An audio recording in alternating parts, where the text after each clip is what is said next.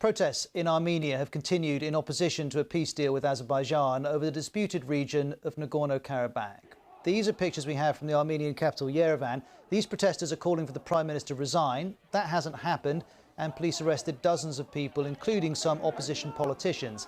The BBC's Jonah Fisher was at one of the protests. People here in Yerevan are angry that Nikol Pashinyan signed the agreement with the presidents of Russia and Azerbaijan to bring this 6 weeks long war to an end.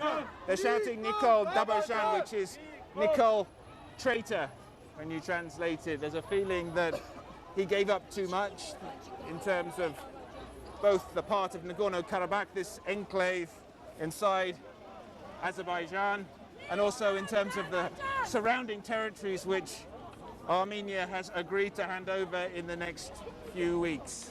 Well, the Prime Minister has been defending the peace deal, saying it had to happen because Azeri forces were close to capturing the capital of Nagorno-Karabakh. The document was signed when the city of Shushi was captured, and when the General Staff of Armenia's armed forces reported to me that there were problems with resources, and the political leadership of Nagorno-Karabakh shared that opinion. Well, this peace agreement ended 6 weeks of fighting in and around Nagorno-Karabakh, and it was clear from the reaction in both countries which one is happiest about that. So this is Baku, the capital of Azerbaijan. Celebrations went through the night a couple of nights ago when the deal was announced. In contrast, this is what happened in Armenia. These are protesters storming the parliament, attacking the speaker and reportedly looting the Prime Minister's office.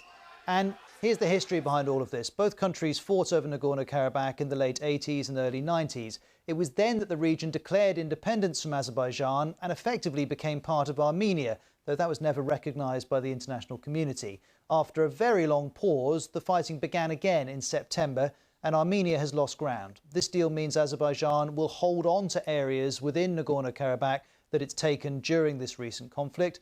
Armenia has also agreed to withdraw from several other areas. And, importantly, some of the refugees who had to move in the 90s will be able to return back to the land that they were forced out of when the region declared independence. Well, Russia has a military base in Armenia, and for some analysts, this peace deal not only represents a defeat for Armenia, but also for Vladimir Putin. He was not actually prepared for what happened, or he was afraid to intervene too early. Anyway, he'll be seen as someone who betrayed his ally, or at least failed to defend Russia's actually closest ally, which Armenia is.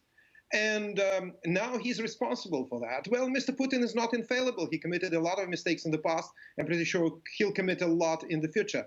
And I don't think it will be particularly popular in Russia, where public opinion polls consistently have been showing for the last couple of years that Russians are tired of Mr. Putin's expansionism and want a quieter, more peaceful foreign policy. Now, as part of this deal, Russia is going to maintain a peacekeeping force in Nagorno-Karabakh. Here's the BBC's Steve Rosenberg on that. There'll be around 2,000 Russian peacekeepers in the region. And there's a difference of opinion about what this means about Russia's role, Russia's influence. There is a school of thought which says, you know, based on the situation, Russia came out of this quite well. It has cemented its role as the chief arbiter, the chief power broker in the region. This was a deal done in Moscow, not done in Washington or Brussels or the EU. Again, cementing Russia's role here in its own backyard. And of course, there'll be these 2,000 Russian peacekeepers. However, this is also a big success for Turkey, a big foreign policy success for Turkey. Turkey backed Azerbaijan. Azerbaijan has come out of here the winner. So although we probably won't see Turkish peacekeepers in Karabakh, the shadow of Turkey hangs large here, and we can see this opens the door perhaps to increased Turkish influence in the Caucasus.